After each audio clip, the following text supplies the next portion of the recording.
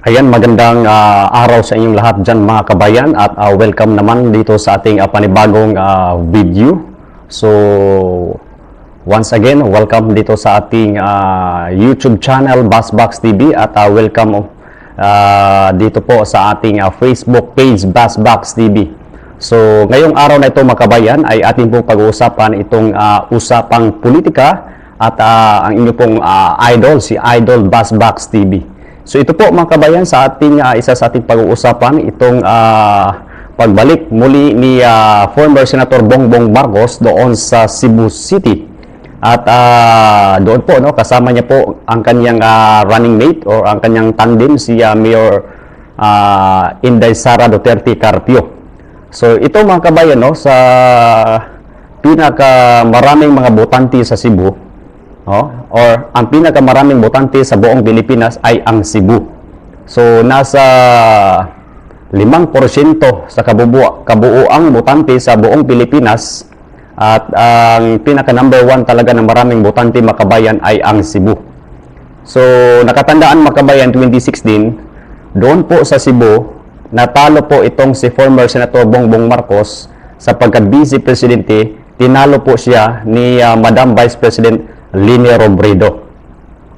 At nakatandaan mga kabayan, 2016, doon din po nanalo si PRRD sa Cebu City, sa lalawigan ng Cebu.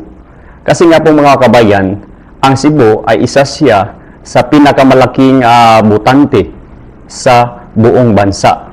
So, kapag ganyan ang status na kung saan ay maraming mga botante ang isang probinsya, kadalasan yan talaga ang pinupuntahan ng mga kandidato, lalong-lalo na kung sino ang tatakbo sa pagkapangulo at saka pangalawang pangulo. Noong nakaraang buwan mga kabayan, bago pa po nag-end ang substitution, ang November 15, nakita-kita na itong si Davao City Mayor Sara Duterte Carpio at si former Senator Bongbong Marcos doon sa Cebu. Pero nung mga panahon na iyon mga kabayan ay wala pa po silang final announcement kung sino po sa kanila ang si Senator Bongbong Marcos ay una na siyang nakahain sa COMELEC sa pagka-pangulo. Samantala itong si Mayor Inday Sara ay never po siyang naghain sa COC, sa COMELEC ng COC sa pagka-vice pangulo, sapagkat siya po naghain ng kanyang kandidatura sa pagka-mayor ng Davao City. So noong mga panahon na yun mga kabayan ay grabe talaga ang panawagan ng taong bayan sa mga supporters ni Mayor Inday Sara. Ito ang tinatawag na DDS, Duterte Die Hard Supporters. Hindi po sila natitinag, patuloy po silang nag-ikot sa buong bansa upang maipanawagan kay Mayor Inday Sara Duterte Carpio na ang kanyang pagtakbo sa pagkapangulo. Subalit sapagkat ang tinakbuhan po ngayon ni Mayor Inday Sara mga kabayan noong November 14 ay o November 15 bago po matapos ang deadline ng substitution ay ang pagkapangalawang pangulo. At sinabi niya po mga kabayan na halfway tayo sa mga taong nanawagan na siya tatakbo sa pagkapangulo. Tumakbo po siya, hindi po niya iniyawan ang kanyang mga supporters, hindi po siya bingi na hindi po makarinig sa mga hinaing at mga sigaw ng kanyang mga supporters. So ngayon mga kabayan ay bumalik po sila sa Cebu noong isang araw at doon sa pagbalik nila at least malinaw na sa taong bayan kung sino ang tatakbo sa pagka-presidente at sino po ang tatakbo sa pagka-pangulo. So ngayon, maliwanag na sa ating lahat na ang tatakbo sa pagka-pangulo ay itong si former Senator Bongbong Marcos at ang kanyang running mate or vice presidente ay itong si Davao City Mayor Sara Duterte Carpio. At yun, sinasabi po ni Senator Bongbong Marcos na meron pong ibig sabihin ang kanilang pagtandim, dinadala po nila ito sa buong Pilipinas. At bago pa man itong pumunta si Davao City Mayor Sara Duterte Carpio doon sa Cebu, dumaan muna siya sa Misamis Occidental. Ang Misamis Occidental mga kabayan ay isa po sa tatlo sa mga probinsya na nagbigay po ng 12-0 sa mga senador. No? Nakatandaan 2019 na itong HNP or Hugpong ng Pagbabago na itinadag at itinayo ni Davao City Mayor Sara Duterte Carpio, marami pong mga senador ang lumalapit sa kanya, humingi ng tulong sa kanya para maipanalo ang kanilang pagtakbo sa pagkasenador. At yun, no? Tuluyan pong 12-0 po mga kabayan, wala pong nanalo sa oposisyon. No? Kadalasan ang nanalo ay yung mga tao, yung mga senador na lumalapit kay Davao City Mayor Sara Duterte Carpio. So, noong 2019, ang akala ng lahat na itong si Davao City Mayor Sara Duterte Carpio ay siya po itatakbo sa pagkapangulo kasi ang sabi nga ng iba ay itong itinatag niyang HNP or Hugpong ng Pagbabago ay preparasyon na ito sa 2022 presidential election. Sapagkat hindi po nangyari mga kabayan ang inasahan ng lahat na siya po tatakbo sa pagkapangulo. Kundi siya ay tumatakbo ngayon sa pagkapangalawang pangulo. So balik po tayo mga kabayan, no? So ito talagang Cebu, tulad ng sinasabi ko sa inyo, ay isa sa pinakamayaman sa butante. Isipin mo, 5% sa kabubuang butante sa buong Pilipinas ang meron sa Cebu. So ngayon, no, binalikan na nila mga kabayan kasi yun po, no, doon po si PRRD nanalo sa Cebu City mga kabayan. Samantala, doon naman po sa Cebu City, natalo ni Madam Vice President itong si former Senator Bongbong Marcos. Natalo po siya doon mga kabayan. So ngayon, maganda to. Maganda tong tandem nito, North at saka South, para naman ay magkakaroon po ng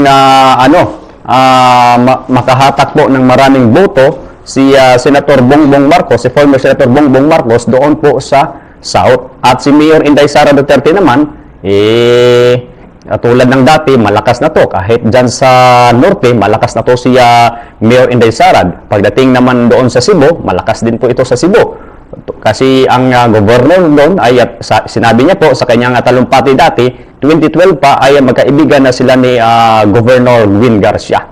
So yan po mga kabayan, at makikita natin na good tandem itong dalawa kasi nga po ay solid North at saka solid South. So ito pag nagsama-sama tong solid North at saka solid South, makikita siguro natin na sure win, sure panalo na, landslide na mga kabayan at kabahan na ang kanilang mga kalaban. So para ngayon ay sila po ang nangunguna sa mga survey, kahit sa iba't ibang survey, no? Sila po ang nangunguna, at sa pangalawang pangulo, ganun pa rin si Davao City Mayor Sara Duterte Carpio pa rin. At tulad ng ating pinalabas sa inyo na nung nakaraang mga video natin, na ano po mga kabayan, no? Number 1 pa rin si BBM at number 1 pa rin sa pagka-vice presidente itong si Davao City Mayor Sara Duterte Carpio. So ngayon mga kabayan, kung tuloy-tuloy itong kanilang pag-number 1 hanggang umabot po ang eleksyon sa May 9, ay sure win, sure panalo na po. Wala na pong masasabi ang taong bayan dyan. So ito po ang kinatakutan ng lahat, no? Sana po ay magkakaroon ng maganda at malinis na eleksyon sa darating na halalan May 9, 2022 presidential election. So yun po ang kanilang sinasabi mga kabayan, no? So far sa ngayon, kahit po sila number 1, kasi bihira po sa kasaysayan ng ating bansang Pilipinas, ang early leading sa survey ay nanalo po sa eleksyon, no? Sabi nga po ng iba, baka ngayon, no, mabasag ni BBM, mabasag ni Mayor Inday Sara ang record na early leading sa survey.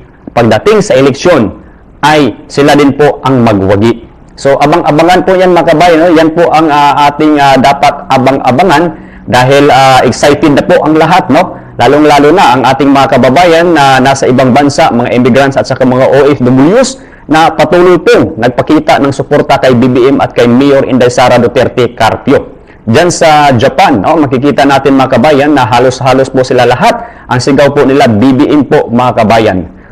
Kasi po nakikita po nila sa ama ni BBM na marami po ang kanyang nagawa sa kanyang panunungkulan sa loob ng 21 taon sa pamumuno sa ating bansa. At ito naman kay Mayor Inday Sara Duterte Carpio sa kasalukuyan na presidente po ang kanyang ama, si PRRD. Nakikita po ang mga maraming proyekto na kanyang nagawa sa ating bansa. Kaya gusto po ng iba na ipagpatuloy ang mga project na ito kahit Vice Presidente ang tinakbuhan ni Davao City Mayor Sara Duterte Carpio ay matuloy-tuloy, no, continuity ang mga project ng kanyang ama. So, iyan po mga kabayan, no, sa ngayon ay ating makikita na kung saan ay grabe ang mga supporters, no, hindi lamang kay BBM, kay Mayor Sara Duterte Carpio, meron din po kay Senator Manny Pacquiao.